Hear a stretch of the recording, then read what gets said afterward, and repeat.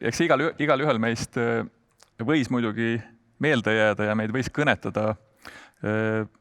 kõnetada erinevad märksõnad, aga ma siiski omalt poolt siis tooksin esile mõned asjad, mis mina enda jaoks üles märkisin, et kõigepealt esimesest arutelust minu jaoks jäi kõlama see, et mõistagi me peame suutma täna akuutses tervisekriisis tegeleda ja võimalikult targalt seda teha siis nii-öelda lühiajalise probleemiga, mis on tervisekriis, samuti ettevõtete siin vahetust tänasest kriisiolukorrast läbi aitamine, kasutades selleks siis tõesti võimalikult hästi sihitud ja ajutisi toetusi, mis mitte riigi kulutusi pikaajaliselt üles ei vii, nii nagu rahandusminister ka ütles. Aga samal ajal ei saa ununeda siis pikaajalisem vaade, kus võiks rõhk olla, nagu kõlama jäi, pandud just eksportivale ettevõtlusele, olgu see siis tootmine või ka erinevad teenused. Eks me peaksime proovima kindlasti Eesti kohalikku ressurssi ja vähemalt Eesti kohalikku know-how'd võimalikult hästi seejuures ära kasutada. Ja mis puudutab siis Euroopa Liidu praeguseid eriti mahukaid toetusi, siis neid ei tohiks me liialt ära pihustada. Teiseks, ma arvan, et üks märksõna, mis kõlama jäi, on vajalik nii-öelda kriisikindlus pikemas plaanis. Ma tean, me sellega tegeleme ka Keskpangas praegu pidevalt, aga see on palju laiem teema meile kõigile ja tervele majandusele. Ehk me peame õppima siis elama koroonaviirusega ja tegelikult erinevate kriisidega peame suutma hakkama saama. Ja et kriisi ajal riik võiks ka julgelt koostööd teha eraettevõtetega. Kolmandaks, mis ma esimesest arutelust endale üles märkisin, oli mõte, et siiski erinevaid nüüd abimeetmeid pakkudes peaks proovima turujõududel lasta võimalikult hästi töötada, mitte liialt palju moonutada riigi tugeva käega siis majanduses toimuvat.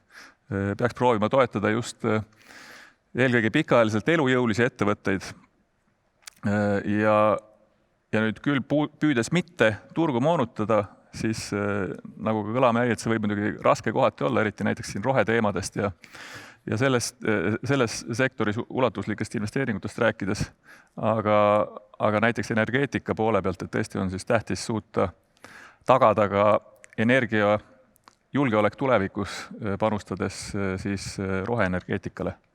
Nüüd teisalt finantseerimise aruteludest kõigepealt ma arvan, hea kuulda, et pangad on konstruktiivsed ja valmis lahendusi otsima ka klientidele, kellel on praegusel hetkel keeruline oma laenude tagasimaksetega, aga ka hea on tõdeda, et kui siin kevadel ja suvel oli väga suur see maksepuhkuste küsimiste voog, siis täna me seda päriselt samas mahus ei näe.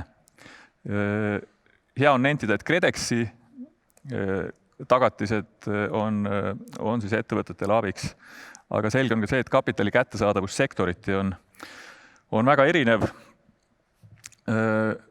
Pensionireformi poolt tekitatud haava parandamisega tuleb tegeleda.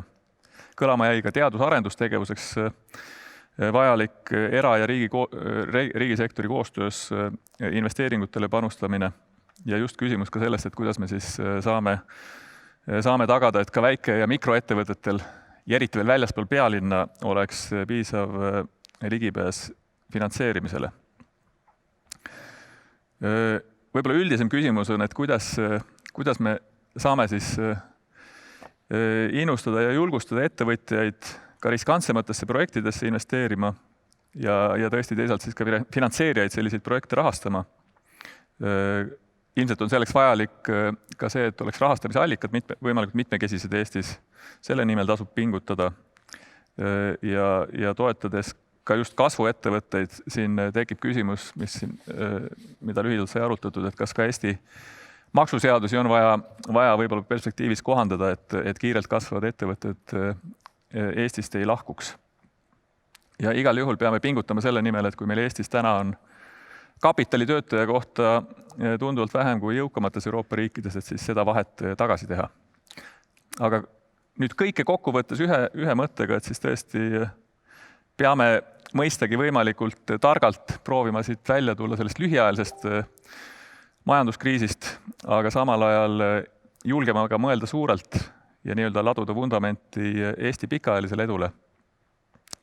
Ja kõiki neid suurepäraseid plaane tehes sai rõhutatud, et tähtis ei ole muidugi mitte ainult planeerimine, vaid ka lõpuks nende plaanide tegelik elluviimine ja teostus.